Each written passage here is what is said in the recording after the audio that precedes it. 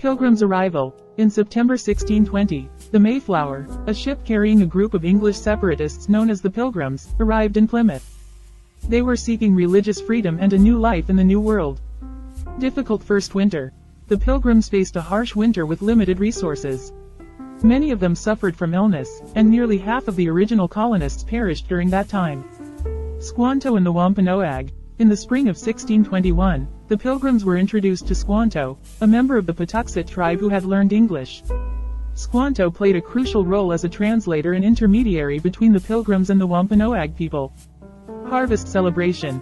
The Pilgrims, with the help of the Wampanoag, learned agricultural techniques suitable for the New England region. In the fall of 1621, the Pilgrims had a successful harvest, and to give thanks for their bounty, they organized a 3-day feast. Feast details. The exact menu of the first Thanksgiving is not well documented, but it is believed to have included venison, fowl, such as wild turkey and waterfowl, fish, corn, beans, squash, and other local foods. Participation of Wampanoag. The Wampanoag, led by Chief Massasoit, also contributed to the feast. It's important to note that the Wampanoag presence was not just a one-time event but part of a tradition of harvest celebrations in Native American cultures. Purpose of the celebration. The first Thanksgiving was a time for the Pilgrims to express gratitude for a successful harvest, to forge alliances with the Wampanoag, and to give thanks for the assistance they had received in adapting to their new environment.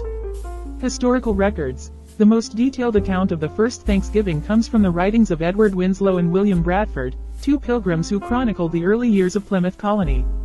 The first Thanksgiving is a symbol of cooperation and shared celebration between the Pilgrims and the Native Americans. While it wasn't initially an annual event, it is considered a precursor to the Thanksgiving holiday, which became an official national holiday in the United States centuries later. Sarah Josepha Hale was born in 1788 in Newport, New Hampshire. She became a successful writer, editor, and poet, known for her novel, Northwood, A Tale of New England, and the nursery rhyme, Mary Had a Little Lamb. Editor of Godey's Lady's Book. Hale became the editor of Godey's Lady's Book, a popular women's magazine of the 19th century, in 1837.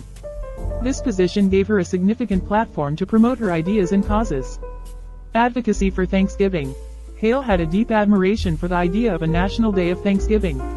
She saw it as a way to promote unity and strengthen American identity during a time when the country was divided by regional differences and sectional tensions. Letters to presidents. Hale began a letter-writing campaign to various U.S. presidents, urging them to support the idea of a national Thanksgiving. She wrote to Presidents Zachary Taylor, Millard Fillmore, Franklin Pierce, and James Buchanan, among others. Letter to Abraham Lincoln. Hale's most famous letter was addressed to President Abraham Lincoln in 1863. In the midst of the Civil War, she wrote a letter encouraging him to establish Thanksgiving as a national holiday, believing it could foster unity and healing during a challenging time. Lincoln's proclamation. President Lincoln heeded Hale's advice, and on October 3, 1863, he issued a proclamation declaring the last Thursday of November as a national day of Thanksgiving. This marked the establishment of Thanksgiving as an annual holiday in the United States.